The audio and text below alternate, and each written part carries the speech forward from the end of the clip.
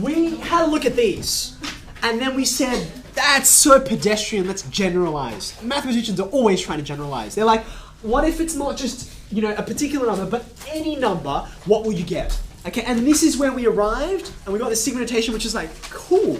An indeterminate length thing, and we've got it down to, there you go. Very good.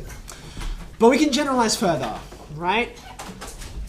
1 plus x is common between all these, but what if it's not a 1 and an x? Could be anything, okay? Now, keeping in mind, we are in binomial theorem, so I'm going to limit it to 2 things, but those 2 things can be anything, okay? So let's just quickly look at examples. Let's suppose I made the numbers, let's go 3 minus b squared, let's go to the power of 3, that'll be enough to illustrate it, okay?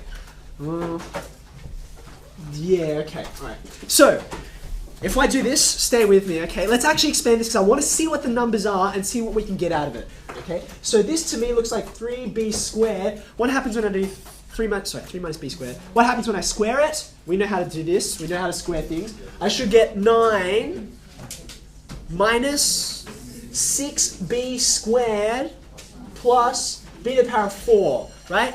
Yes? It's recess. Stay with me. Let's finish this. Let's expand, okay? 27, 18, 3, yep. Let's write on the next line so I can get them collapsing into each other. Minus 9 plus 54. Sorry, wait, what am I doing? I'm doing this one. Sorry, I got confused. Let's try again. Minus 9 plus 6 and minus 6, right? Okay, let's fold it all together and see what patterns we can notice, okay? Minus 27, 9, and this guy.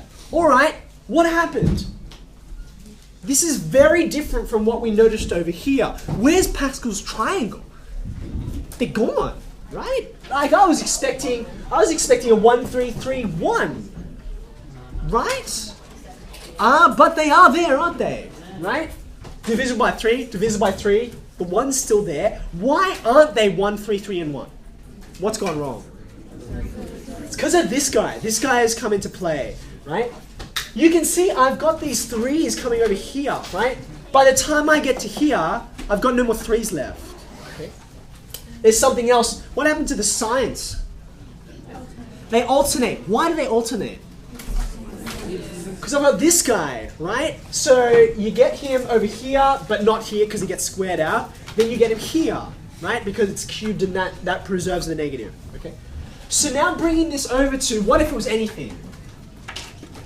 What if it was something like this, okay? Remember we said the coefficients are still there, the NC whatever, okay? So that first coefficient is still going to be that, okay? But what will the first term be? You see, we had lots of 3's, right? Up here. How many 3's do I have here? I've got n of them. Right? Okay. Now, not a trick question. How many b's will I have? How many minus b squareds are there here? And the answer is 0, right? And there's a power there, right? And now the pattern forms. Now you can go over to the next coefficient, right? How many a's will I have? 1 less. How many b's will I have? 1 more. Right? Can you see it?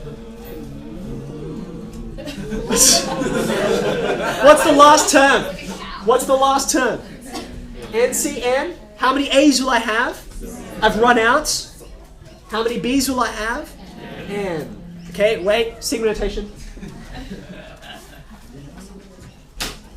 What do I get? Coefficients, still the same. What's different here?